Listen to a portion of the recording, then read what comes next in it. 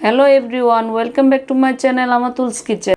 আজকে আমি আপনাদের সাথে খুবই দারুণ একটা রেসিপি শেয়ার করছি। লাউ দিয়ে চপ বানিয়ে দেখাবো। তো চলুন রেসিপিটা শুরু করা যাক। প্রথমে একটা লাউ ভালোভাবে ধুয়ে পরিষ্কার করে নিয়ে গোল গোল পাতলা স্লাইস করে কেটে নিব। স্লাইসগুলো এর থেকে পাতলা বা এর থেকে একটু মোটা হলেও কোনো সমস্যা নাই।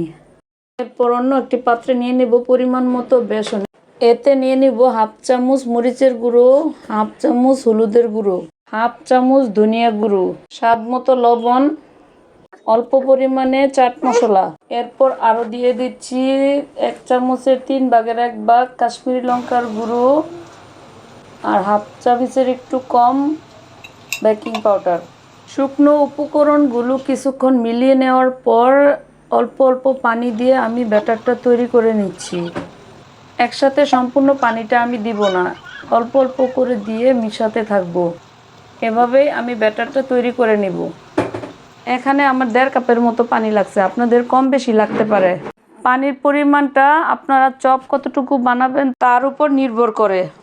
এবার চুলায় একটি প্যান দিয়ে দিলাম, এতে দিয়ে দিলাম পরিমাণ মতো তেল। কয়েকটা লাউয়ের স্লাইস আমি তৈরি করে রাখা বেসনের ব্যাটারের মধ্যে চুবিয়ে একটা লাউয়ের স্লাইস আমি গরম তেলে দিয়ে দিচ্ছি। একইভাবে সুন্দরভাবে কুট করে করে প্রতিটা লাউয়ের স্লাইস আমি গরম তেলে দিয়ে দিচ্ছি। যতটা লাউয়ের চপ এই প্যানটাতে ফ্রিভাবে জায়গা হয় ঠিক ততটাই দিয়ে দিচ্ছি। খুব বেশি চাপাচাপি করে এই চপগুলো দিতে যাবেন না, তাহলে এগুলো পারফেক্টভাবে ফুলতে পারবে না, আর এটা একটার সাথে আরেকটা লেগে যাবে এবং দেখতেও সুন্দর হবে না। আমি খুব অল্প তেলে এই চপগুলো ভেজে নিচ্ছি। প্রথমে যে চপগুলো দিয়েছিলাম সেগুলো আমি প্রথমে উল্টিয়ে দিচ্ছি এবং পরে যে চপগুলো দিয়েছি সেগুলো আমি পরে উল্টিয়ে দিচ্ছি। এখন চুলার আঁচ আমি মিডিয়াম টু লোতে রেখে চপগুলো উল্টিয়ে পাল্টিয়ে পছন্দ মতো কালার করে আমি ভেজে নিচ্ছি। তো দেখুন ফ্রেন্ড, 4 থেকে 5 মিনিটের মধ্যে আমার চপগুলো সুন্দর একটা কালার চলে আসছে।